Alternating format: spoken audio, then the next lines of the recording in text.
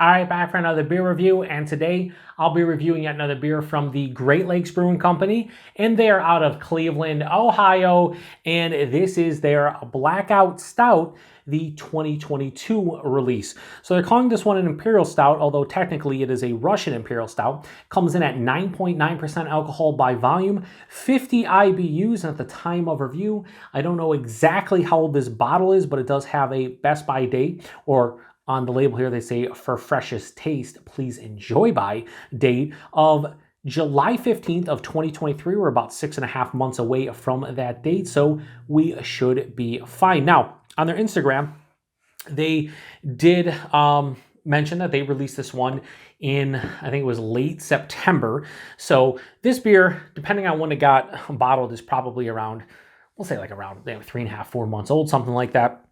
Should be fine. A beer and a style like this should age for many years and should be okay, which is why they probably give a Best By date of at least like 9-10 months, if not a year. But anyway, full disclosure, I've had this beer before. The last time I had it was, I think, in 2015 or 16. On their Instagram page, when they mentioned the release, they said this has been released for the first time in 3 years. So the last time they released this beer was 2019. So it's cool that it brought it back. And I also saw that they released the barrel-aged version of this like a month or two later. I think it was in November. That used to be Brewery only, but they did indicate that it's going to see some slight distribution. So if it shows up here in the Buffalo, New York area, I am going to review the barrel-aged Blackout Stout because that's kind of a bucket list beer for me. I don't have many bucket list beers, but that is one of them. This beer, though, always has been really good. Just a no-frills, Imperial Stout, Russian Imperial Stout, whatever you want to call it. It's always been damn good to me. And yeah, I'm glad that they released it again and I get a chance to review it. So let's pour it into the Great Lakes glass here and we'll give it a proper review. Try to generate a decent head if we can here.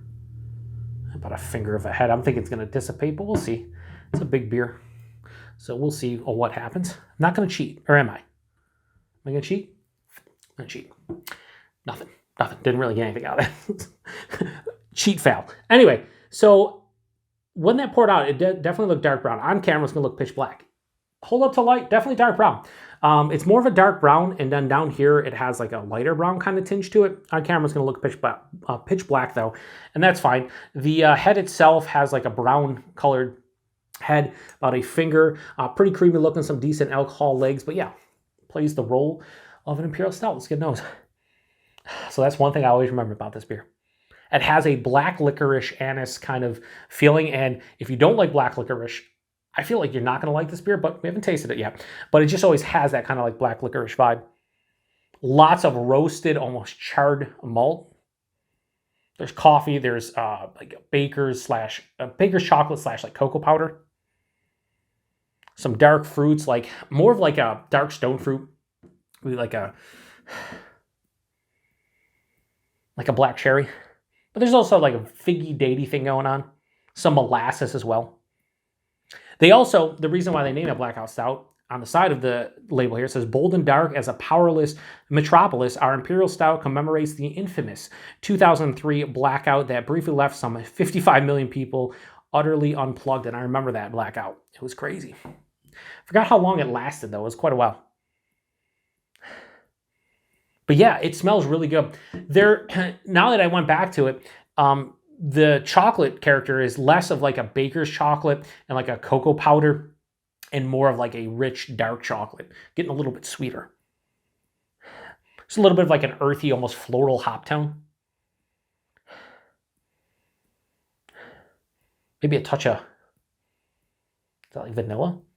I don't know. Smells really good. Very similar to what I remember it being, again, with that black licorice anise kind of character. So let's get into it. Cheers, everyone.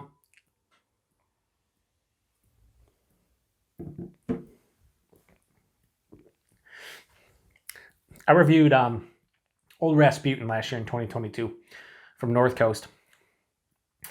And it's fun, and it's so fun and delicious.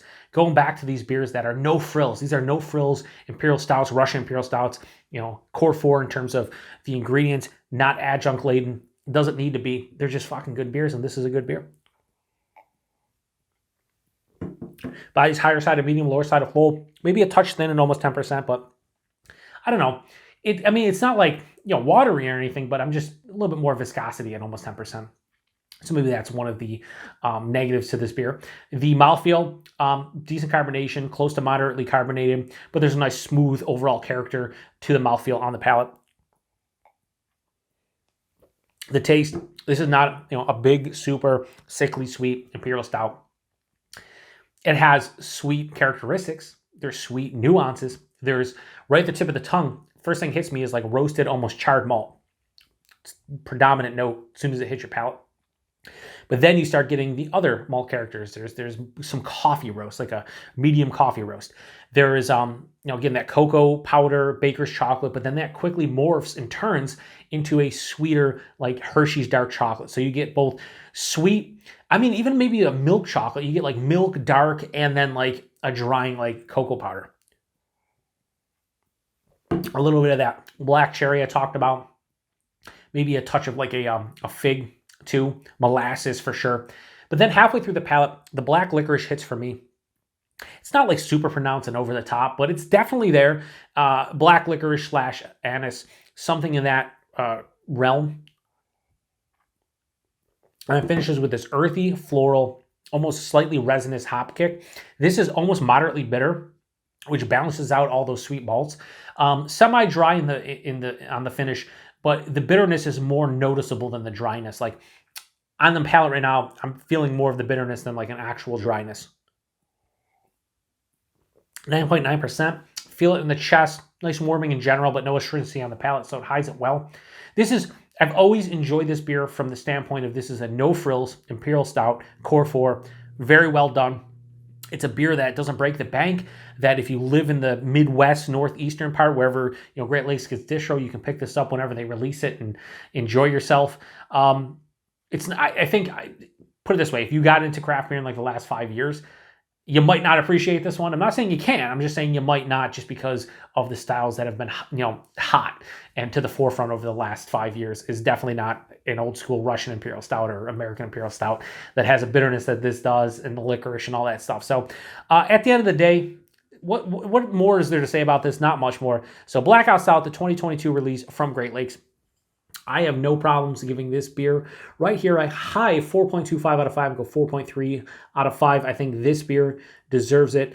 At the end of the day, this beer to me is kind of like a classic in the craft beer realm, and not a classic. And I wouldn't compare this to like the aforementioned Old Rasputin, but like if you're here in the mid-Atlantic, northeast, midwestern part of the U.S., and you do get distro at Great Lakes, I think you'd consider this a classic, especially if you like Imperial Stouts. This is like a classic, just Imperial Stout for me. It really is. Price point availability, I paid $4.29 for that bottle, and I think 4-packs were like $16, so you're talking $4. If you buy a 4-pack, $4 a bottle, yeah, all day, every day. It's 10%. It's extremely well made. It's a 4.3 out of 5. $4 for that bottle. No questions asked. And then availability, wherever you see Great Lakes, you probably should see this, but I say that with knowing that a lot of breweries nowadays, there's some viewers of the channel that we have back and forth about distro. Distro is freaking weird nowadays. Like, there are certain breweries that like their seasonal show up, but not their core lineup. And then there's other breweries, their core lineup shows up, but we never get their seasonals. Like Great Lakes, I saw this at one beer shop out of like 4 that I shop at, and it was the only place I saw it at. So if you get Great Lakes stuff, you should see this, or you should have already seen this probably late last year, but I don't know. So if you do get Great Lakes stuff, have you seen this one on the shelf in the last couple of months? I'd be curious to know. If you've had this one before, any prior vintage, or this year, I shouldn't say this year's, it's 2023, last year's, 2022. If you've had this vintage, let me know what you think about it. Have you had the barrel aged version? Because like I said, they indicated that they released that, and I might see some distro. So if I see the barrel aged version, I'm 100% buying it and reviewing it. No questions asked. Bucket list beer. Need to try it. But if you've had it before, let me know what you think about it. So appreciate everybody stopping by for another beer review here on the Beer Patrol. Yeah, I'm going to shut it down to the next one. Cheers.